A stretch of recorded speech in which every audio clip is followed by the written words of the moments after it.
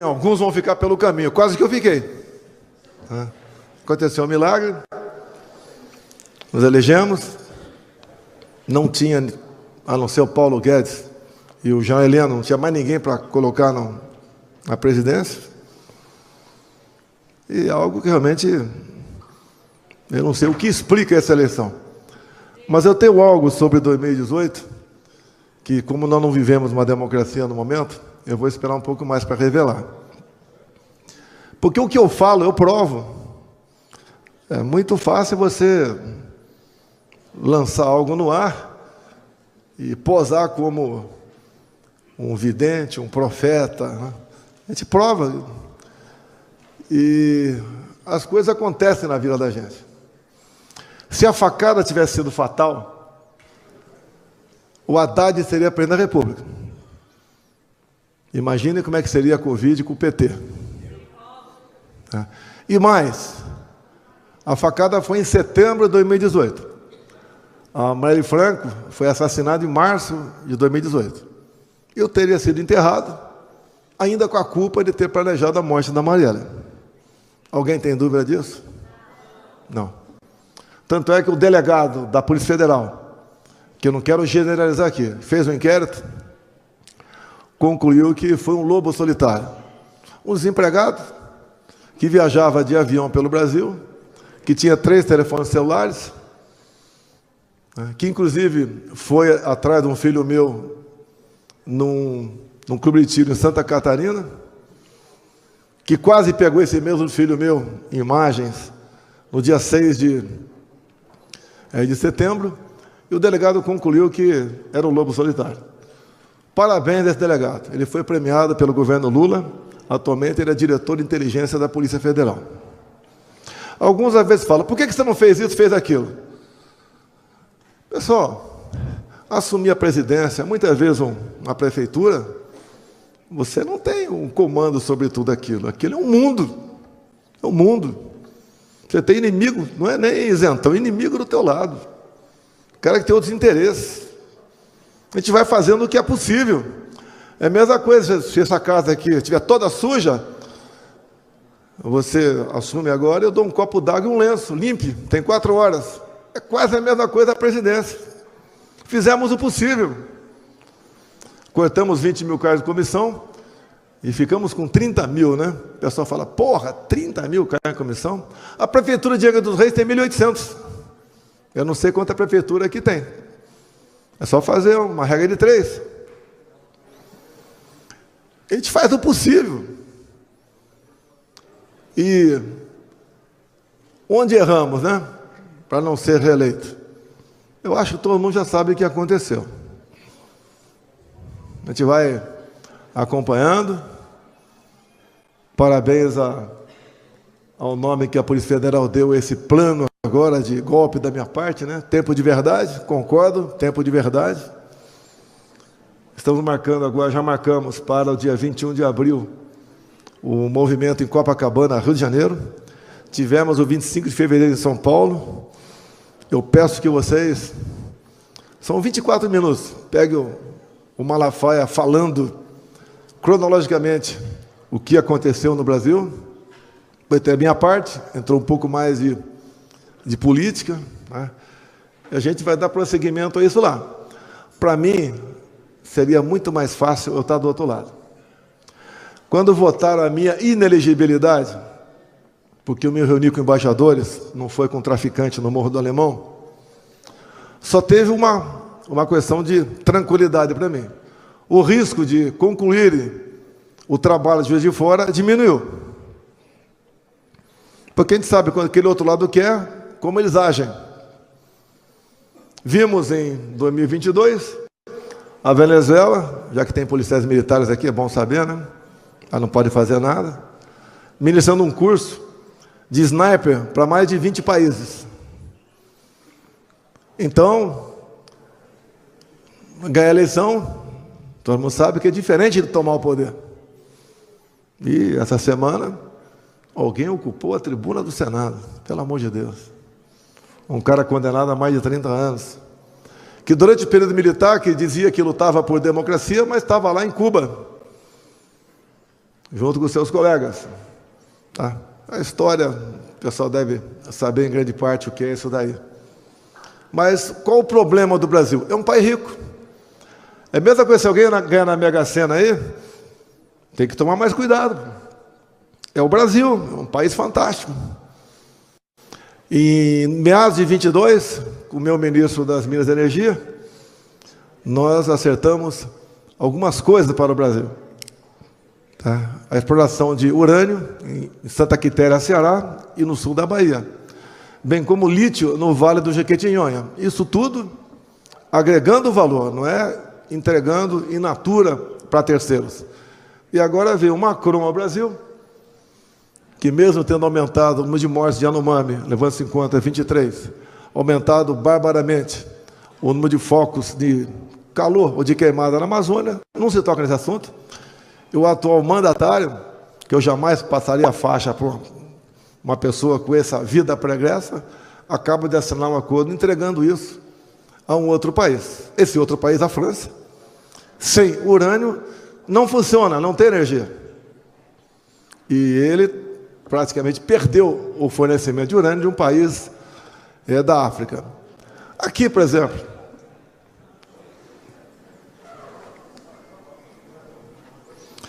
eu não vim aqui dar lição em ninguém. Mas, por exemplo, alguém entregou a mina de nióbio aqui de Catalão. Temos 70% do nióbio de Araxá, que o governo do estado de Minas estava em dificuldade, queria se desfazer dela, e nós buscamos uma maneira de ficar conosco. E temos também em 6 lagos, o regime cubano, venezuelano. Se ele é bem de vida, toma champanhe na Torre Eiffel. Bem, a história pode ser explicada por um coronel-chefe da inteligência de Fidel Castro, que resolveu fugir. E resolveu fugir por quê? Porque, segundo o relato desse coronel, depois nos Estados Unidos, ele falou um episódio acontecido há aproximadamente 20 anos, 15, 20 anos, onde foi descoberta uma rota de drogas, cocaína, aqui do nosso país aqui da América do Sul, que passava por Cuba e ia para os Estados Unidos. E aquele escândalo, Fidel Castro tinha que culpar alguém. Ele participava daquilo, mas queria culpar alguém. E lá, então, esse general Uchoa, que era o chefe do exército cubano, que era amigo de Fidel Castro desde o tempo que ele era os jovens da Serra Maestra, que planejavam tomar o poder em Cuba. Fidel Castro resolveu, então, com a sua justiça, levá-lo a julgamento. E ele foi condenado à morte. E esse coronel, então, quando viu o Jean Uchoa caminhando em direção ao paredão, urinando nas calças, ele teve ali um choque de realidade e resolveu fugir. Fidel Castro o pegou, ficou 3 anos preso. A alimentação no presídio cubano é basicamente bolinho de terra, mas 3 anos depois ele resolveu ir para Miami e fez o livro. E contou uma coisa que é muito importante para vocês. Porque mais importante do que ter informação é saber como utilizá-la. Então temos 4 hotéis em Cuba, e quem foi, porventura, conhecer Cuba, né? É bacana. E ficou num desses 4 hotéis, ele foi filmado. Daí o cara fala, qual o problema? Se você for filmado na intimidade com a sua companheira, tudo bem. Você vai ficar chateado, né? Mas agora, se você levou um companheiro, a coisa começa a mudar um pouco de figura, mas está meio normal, né? Está meio normal. Se você resolveu consumir drogas, que lá tem, vamos lá. Mas se você abusou de crianças de 8, 9, 10 anos de idade, isso muda de figura, isso é muito comum lá. Então, o que a gente pode entender dessas pessoas que já foram a Cuba e hoje defendem o comunismo, com muita vontade, é porque são reféns do serviço secreto cubano. Parece que no Brasil acontece a mesma coisa. Quando a gente vê um chefe de Estado assinando qualquer coisa, não dando bola para nada, com toda certeza ele é refém de alguma coisa. Alguém acha que eu nunca fui convidado para fazer algo não compatível com a vida de quem é casado? Está profundamente equivocado. Se eu tivesse aceitado, seria refém. E por não ser refém, eu pude fazer a minha política.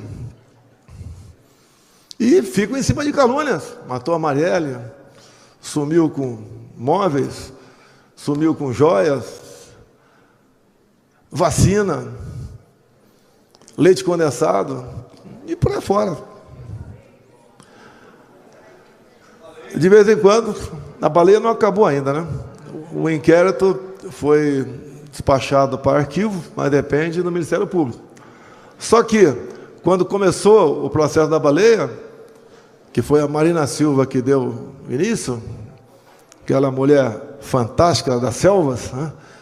O MP mandou arquivar. Ela não gostou, ela recorreu, ficou na mão de outra pessoa, essa outra pessoa despachou favoravelmente. No momento, volta para o MP esse assunto aí. Eles querem, de toda maneira, não estão satisfeitos em tornar inelegível por reunir-se com embaixadores. Querem uma condenação. Tá? Querem esse fake news, o mal da história do Brasil, o golpista que pensou em usar a Constituição. Isso tudo a gente tem, né? Com provas do que aconteceu. Não tenho que dando recado para ninguém, longe disso. Tá? Mas nós estamos aí há 15 meses que o outro cara sem dedo só fala de mim. Eu sempre falo, né? Porra, o cara está recém-casado. Chega à noite em casa e fala para a esposa, né, recém-casada, eu te amo. E não Bolsonaro. O cara brocha, pô. A gente leva a brincadeira a muitas coisas, mas é uma realidade. Sempre, como estava ontem em Uberlândia, começou a chegar gente. A gente vai perguntando, né? Está com a camisa da empresa, como é que está o volume de negócio da sua empresa? Os três foram unânimes, empresas diferentes, tem caído bastante. É a mesma coisa se eu todo dia tirar um grão de feijão do prato de vocês. Quando você acordar, você não tem força para mais nada. Você vai ser meu escravo. É o que estão fazendo com a economia do Brasil. Perda de poder aquisitivo. Quando uma pessoa irracional fala barbaridade sobre o Holocausto e ataca o Estado de Israel, parece que propositalmente querendo romper as relações diplomáticas, não é a nossa Embraer que fica no chão. Toda aviônica nossa fica no chão. O agro vai sofrer com isso também, que muito insumo vem de Israel. É um festival de insanidade. E não sei o que leva essa pessoa a fazer isso. É uma política, no meu entender, de isolamento nosso. Todo mundo diz que os judeus têm dinheiro. Quem quer fazer negócio com o Brasil? Todo mundo perde. Tive agora há pouco numa cidade fantástica, Balneário Camboriú. Parece que eu já estive lá, mas não tinha andado nas ruas, né? Agora consegui andar um pouquinho. Mas é uma cidade fantástica, onde lá tem gente de vários tipos de negócio do Brasil. É o pessoal que mexe com o recurso. Até digo a vocês, indo para o encerramento aqui, estou passando a hora para o outro evento ali. Desculpa aqui, Amori. Quando você vota uma reforma tributária, você tem que buscar o deputado federal que votou sim e falar, me explica aí o que tem de bom na reforma tributária. E esse assunto eu tratei com o governador Jorginho de Santa Catarina, mandei um recado também para o Castro do Rio de Janeiro e também para o Tarcísio de São Paulo. Falta falar com o Ratinho. É eles que decidem, eu apenas falo. Vem agora a taxação de embarcações e aeronaves, que não tinha. Tem barco de 10 milhões, 20, 30 milhões. Quanto vai ser o IPVA desses barcos? E vão taxar uma embarcação que tu usa, em média, 40 dias por ano. Vai tocar um IPVA em cima disso? Que a Constituição abriu a brecha para isso daí. O aumento da carga tributária. A responsabilidade, já que estamos indo às eleições, é de todos nós. A escolher bem os candidatos, para que, principalmente vereadores, né, para que eles cheguem a câmaras mais altas e possam realmente proporcionar dia melhor para todos nós. Eu fui o único presidente da história do Brasil que diminuiu a carga tributária. Impostos federais de combustíveis, importação de jet ski, de veleiro, de peças de tratores, de pneus de caminhões, diminuí 30% o IPI de 4 mil produtos, zerei os impostos federais de tudo que tem a ver com energia solar, estava ia arrecadando mais mês a mês. Agora faço exatamente o contrário. Mas tudo bem. O que eu peço a vocês? Assim como usei um versículo da Bíblia sobre a verdade, tem um outro muito importante que eu usei muito durante meu mandato e tem que fazer parte de cada um de nós, que diz: por falta de conhecimento meu povo pereceu. Nós temos que buscar maneira de resolver os problemas, conversar com quem está do seu lado, porque só dessa maneira nós podemos entender a engrenagem. Não podemos, quando pinta uma notícia qualquer sobre um político, seja quem for, já tirar em cima dele. Procura saber se aquilo está certo ou não. É igual agora que está lá no Congresso, né? Que está preso um deputado federal, que seria o segundo mandante ou mentor da morte lá da vereadora, que está preso. E a Câmara vai ter um difícil trabalho. Vai manter a prisão dele ou vai libertá-lo? Eu queria fazer um teste aqui, me permite. Quem votaria para prender o deputado, levanta o braço. Baixa o braço. Quem votaria para botar em liberdade o deputado, levanta o braço. A maioria, 90%, nem sim, nem não. É o pior que existe, é o isentão. É o pior que existe. Então, é ter conhecimento. É ler a Constituição, artigo 53, parágrafo 2º. Entender o que está escrito ali.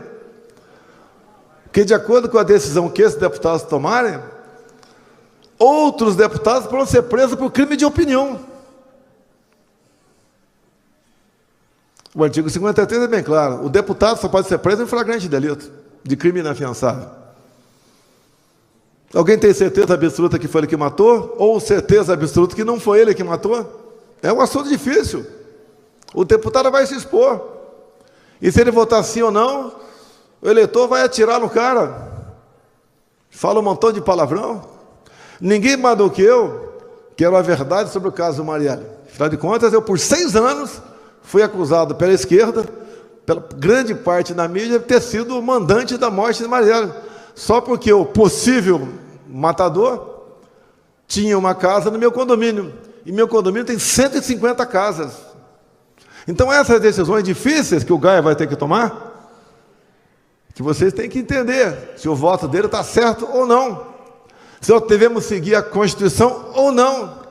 Ou de acordo com a cara de quem estiver sentado no banco do réus, a gente vai tomar uma decisão. Então o conhecimento é importante. Então vocês podem, de acordo com...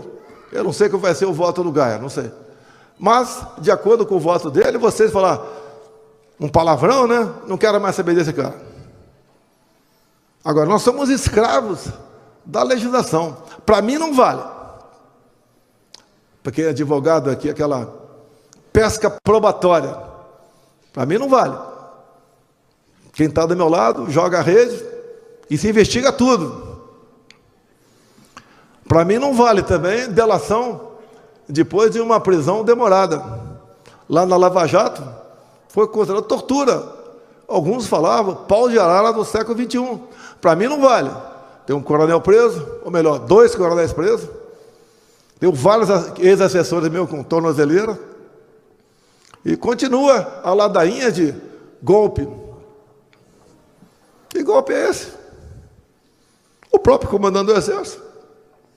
Não tenho conversado, ex-comandante do Exército, não tenho conversado com ele, mas ele disse. Fui lá conversar com o presidente, o assunto era a hipótese de usar o estado de sítio. É crime. Vamos supor que seja verdade isso. Vamos supor. É crime isso aí? A possibilidade do estado de sítio? Estado de defesa foi usado no Brasil em algum momento? Alguém se lembra aí? Se alguém acha que foi usado ou tentou ser usado, levanta o braço. Eu comecei a usá-lo em 2019. Convoquei os conselhos, porque eu tinha que fazer o leão de Tucuruí, para que o estado de Roraima não tivesse blackout. É estado de defesa. Por que não? Seja lá o que for. Então, se a gente não tem conhecimento, a gente nunca vai ter bons políticos. Porque a reação vem de imediato. É o que você quer ou você não quer? É como aqui, respeitosamente, aquele não levantou a mão. 90% não levantou a mão. Não tem conhecimento. É a pior situação que tem. Até na Bíblia está escrito, né? Seja quente ou seja frio, não seja morno. Ou nós nos capacitamos, ou vamos viver cada vez mais como escravos do sistema que está aí.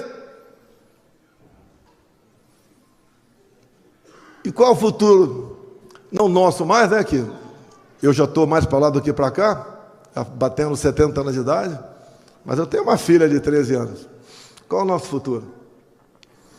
Vamos continuar padecendo em cima de uma terra rica como essa? Não é o agro apenas, não. Roraima tem uma tabela periódica embaixo dela. Tem um potencial hídrico incalculável no Vale do Rio Cotingo, que dá para gerar energia hídrica para todo o Nordeste. Completamos, meados de 22, as eólicas offshore, aqueles cataventos em alto mar, para gerar energia equivalente a 50 Itaipus. Esse conhecimento que falta para nós. Eu tenho desafiado a TV Globo, me dá 2 horas ao vivo, vão ter a maior audiência do Brasil, não vai ter palavrão, não vai ter coice. E vamos discutir esses assuntos. Eu quero abrir mais coisa ainda. Dentro do que eles acham, né? Que nós temos liberdade de opinião. Não temos há algum tempo. E quem vai ser candidato a vereador e prefeito? Dá uma olhada nas últimas resoluções do TSE. Se você acusar o teu oponente, olha, o partido dele defende a liberação da maconha. Pode ser verdadeiro isso, mas pode ter certeza. Ele vai ganhar uma multa, uma desmonetização, quem sabe até uma prisão. Porque a comissão da verdade, que vai decidir se aquilo é fake news ou não, é da esquerda, como está nas resoluções. O que fazer? Volto um pouquinho para trás. Seria melhor estar do outro lado.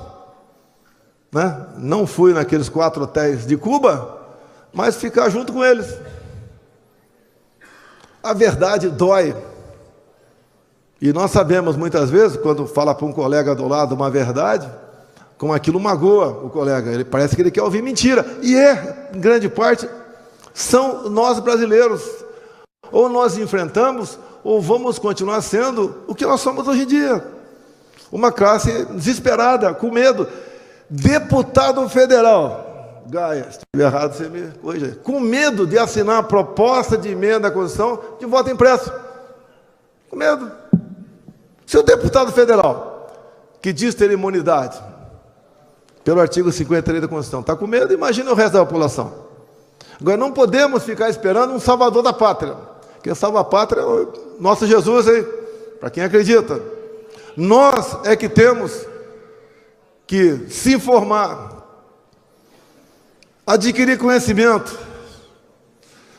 né? Fazer, desculpa aqui, eu não sou exemplo para ninguém não, o que aconteceu comigo em 2014, está no vídeo aí, pô, loucura, dá para fazer, ao longo de 4 anos, demos algum exemplo, né? Voltamos aí a acreditar no Brasil, tem gente de verde e amarelo aqui dentro, que só usava em época de Copa do Mundo, né?